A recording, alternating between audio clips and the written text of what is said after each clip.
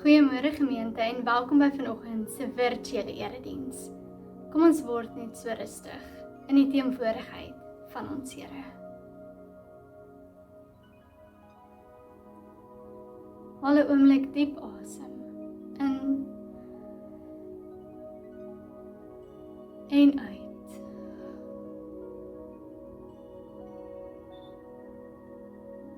Vergeet van alles wat nou gedoen moet word. Want U is nou net in die teenwoordigheid van die Here wat U ken, die Here wat U geskep het, die Here wat U liefhet. U is rustig aan die voete van hierdie Here.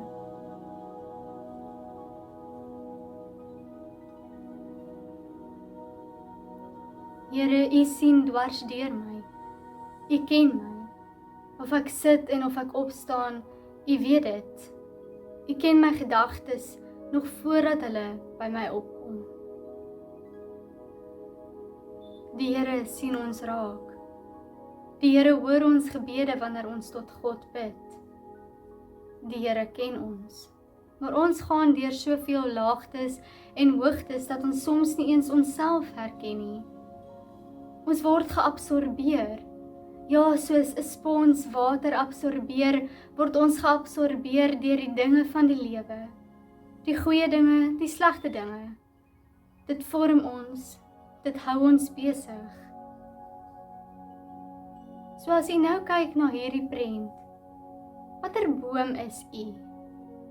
In watter seisoen is U geloofslewe? Juig U oor die lente, die lewe wat God ons gee? Al julle volke, klap julle hande, juig tot eer van God met 'n jubelende stem, want aan die Here die Allerhoogste kom die eerbied toe. Is U in die aangename tyd van die somer, waar U uitroep, nou sal ek onbesorg gaan lê en dadelik aan die slaap raak, want Here, U alleen laat my veilig woon. Of miskien voel U asof daar nog net 'n paar blare aan die takke oor is. Sien my in genade aan, Here, want ek is eensaam en verstote. Of is die winter besig om U onder te kry? Ek het my moeg geroep om hulp, my keel is hees geroep, selfs my oë het ingegee, soos ek vir my God gewag het. Waar bevind U Uself in U geloofslewe? Gesels met die Here daaroor. Ons roep na U, Here, kom tog gou na ons toe. Luister tog na ons roep na U. Mag ons gebede voor U wees soos 'n wierookoffer, die uitstrek van ons hande soos 'n graanoffer in die aand. Amen. Gemeente, ek groet U in die naam van God die Vader, God die Seun en God die Heilige Gees. Genade en vrede vir ons elkeen. Ons skriflesing vanoggend is Psalm 119 vers 33 tot 40.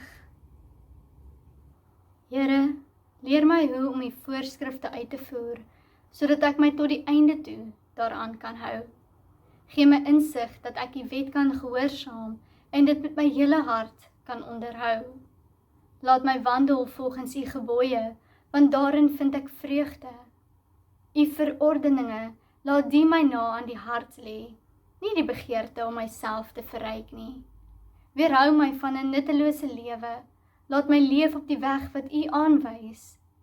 Vervul ook aan my die belofte wat U gegee het aan die wat U dien. Die venyn van mense, daarvoor is ek bang. Moenie dat dit my tref nie. Maar U bepalings, die is goed. Ek wil U bevele nakom. Hou my in die lewe, want U is getrou. Ons lees net tot dusver.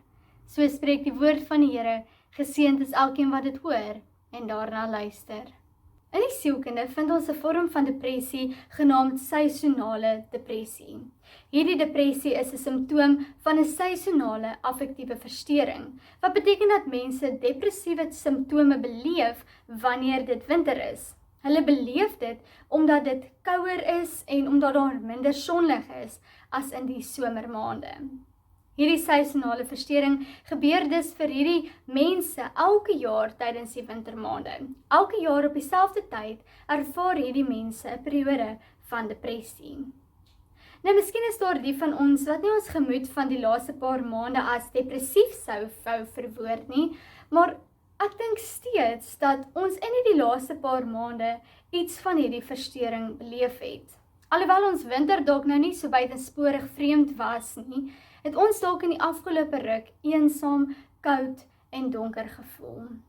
Of miskien al van vroeër af. Miskien ervaar u vanoggend dat u in 'n geestelike winter is. Ons kan die goeie, warm, ligte tyd van ons geloofslewe onthou, maar nou voel ons ver van God af. Ons voel dalk koud en alleen. Ons voel dalk so eensaam soos 'n pelikaan in die woestyn of 'n uil tussen die mirasies. Ons geestelike lewens het ook seisoene. Maar net soos wat die seisoene draai, kan ons geestelike lewens weer opnuut deur God se teenwoordigheid aangeraak word. En hiervan getuig die Psalmboek. Daarom het ons vanoggend hierdie gedeelte van Psalm 119 gelees, want die Psalmboek was geskryf om hierdie spesifieke vraag te beantwoord. Waarin kan gelowiges te midde van swaar kry en vervolging hul hoop vind? En hierdie vraag word dus ook aan ons vanoggend gevra. Waarin kan ons as gelowiges ons hoop vind wanneer ons 'n koue, donker wintertyd beleef in ons geestelike lewens? Dit is met hierdie vraagstuk waarmee die psalmdigter voor die Here tevoorskyn kom, en die antwoord wat die digter vind is dat ons as gelowiges ons hoop vind in die woord van God. Die woord van God is dus vir ons soos die bloeisels van die lente. Dit is die teken dat God steeds skep, dat God steeds rig en dat God se beloftes steeds geld. Daarom is Psalm 119 ook 'n Torah-psalm of 'n wysheidspsalm wat getuig oor God se wet, die Torah van God. Torah is immers die Hebreëse woord wat beteken wet. Maar wat die Psalmboek nog so meer besonders maak, is dat die digter 8 verskillende woorde gebruik om te verwys na die wet van God, naamlik woord, verordeninge, bevele, voorskrifte, gebooie, bepalings en beloftes. Die lente wat vir ons aanbreek wanneer ons draai na die woord van God toe, is dis nie 'n klein ligte gebeurtenis nie. Nee, dit is 'n groot en omvattende gebeurtenis wat ons hele lewe kom verander. Daarom kom ons vanoggend ook voor die Here, soos in vers 33, en vra ons dat die Here aan ons God se voorskrifte sal leer, sodat ons dit tot die einde toe kan uitvoer. Ons vra nie vir 'n vinnige les oor wat reg of verkeerd is nie. Nee, ons vra dat God sal kom kyk na ons boomwortels en ons sal verander, sodat ons altyd sal groei in die lente van God se verordeninge, die wet van God. Maar ons moenie net hierdie wet ken en daarvan weet nie. Ons moet ook die insig hê om dit te kan toepas in ons lewens. Daarom vra ons na die insig om God se wet te verstaan, sodat ons dit kan gehoorsaam. Ware gehoorsaamheid wat ons soek in die lente van ons geloofslewe, kom dus vanuit die kennis van die woord van God, maar ook die verstaan en die toepassing van die woord. En dit is hierdie begrip van die wet wat ons met ons hele hart, ons hele wese wil onderhou. Hoor u die verbinding tussen hierdie 2 verse en Deuteronomium 6 vers 4 tot 5? Luister Israel, die Here is ons God, hy is die enigste Here. Daarom moet jy die Here jou God lief hê met hart en siel, met al jou krag. En dan weer in Matteus 22 vers 37 tot 40. Jesus antwoord hom, jy moet die Here jou God lief hê met jou hele hart en met jou hele siel en met jou hele verstand. Dit is die grootste en eerste gebod. En die tweede wat hiermee gelyk staan is, jy moet jou naaste lief hê soos jouself. In hierdie 2 gebooie is die hele wet en die profete saamgevat. Van die begin van die Bybel tot aan die einde word daar getuig dat God se wet gaan oor die liefde. Maar ons sou dit nie geweet het as ons nie na God se insig gevra het nie. Ons onderhou dus hierdie liefdeswet met ons hele wese. En daarom is ons so bly, so opgewonde, jubel en juig ons wanneer ons wandel volgens die gebooie, die wet van God. Want ware vreugde word net by die Here gekry. Dit is net in die woord van God waar daar vir ons ware vreugde is. Daarom vra ons dat God sal kyk na hoe ons wandel.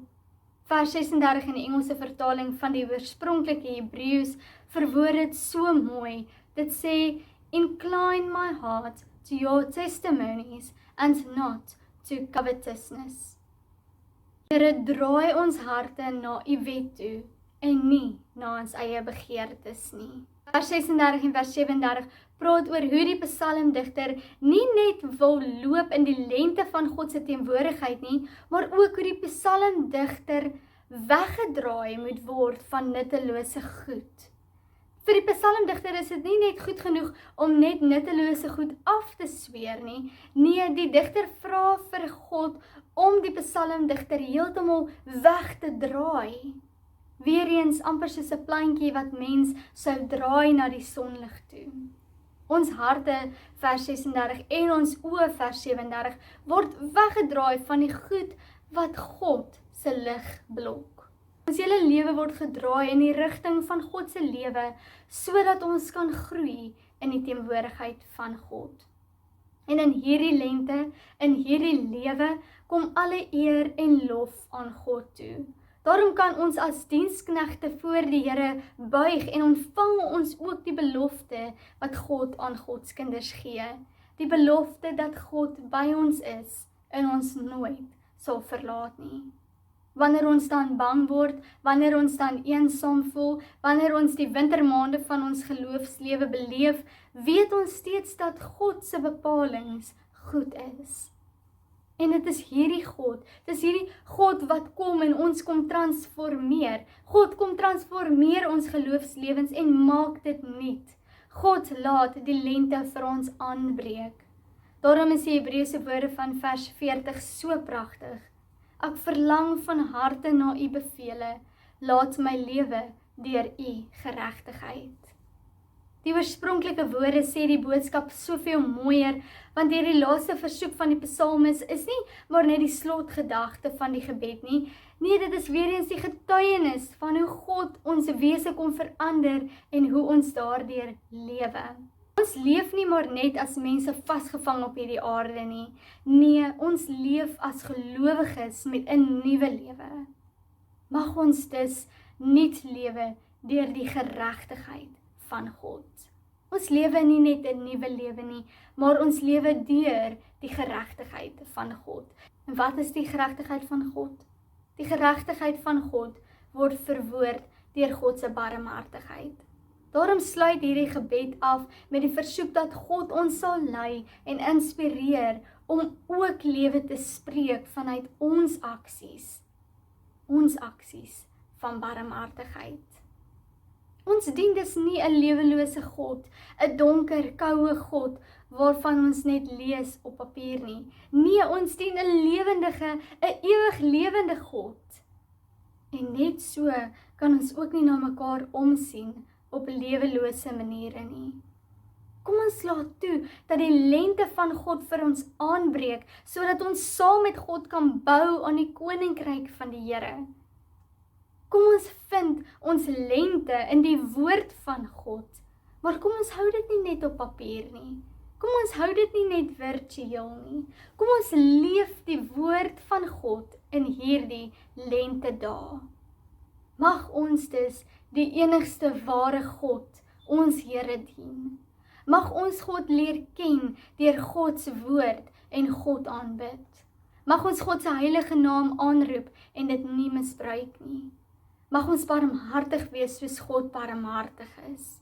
Mag ons mekaar ophelp en eer, omdat almal kinders van God is. Mag ons die nuwe lewe wat God aan ons gee met dankbaarheid uitleef en dit nie vir mense moeilik maak in hierdie wêreld nie. Mag ons aan mekaar en aan God getrou wees. Mag ons hard werk en die goeie stryd stry. Mag God ons in die waarheid lei. Mag ons bly wees vir mekaar en saam met mekaar die Here loof. En mag ons lewe in die lente van God al die dae van ons bestaan. Amen. Psalm 119 vers 33 tot 40 is so 'n kosbare gebed. Ons doen dus die moeite om in hierdie seisoen van lente hierdie gebed te leer, sodat ons as gemeente en as gemeenskap saam kan bid, vir mekaar kan bid en saam kan uitleef. So kom ons bid hierdie gebed saam. Here, leer my hoe om die voorskrifte uit te voer, sodat ek my tot die einde toe daaraan kan hou. Gee my insig dat ek die wet kan gehoorsaam en dit met my hele hart kan onderhou. Laat my wandel volgens u gebooie, want daarin vind ek vreugde. U verordeninge, laat die my na aan die hart lê, nie die begeerte om myself te verryk nie. Weerhou my van 'n nuttelose lewe, laat my leef op die weg wat u aanwys. Vervul ook aan my die belofte wat u gegee het aan die wat u dien. Die venyn van mense, daarvoor is ek bang. Moenie dat dit my tref nie. Maar u bepalings, die is goed. Ek wil u bevele nakom. Hou my in die lewe, want u is getrou. Amen. Ek gee dan nou geleentheid vir die dankoffers en ek bedank u ook vir die getroue bydrae.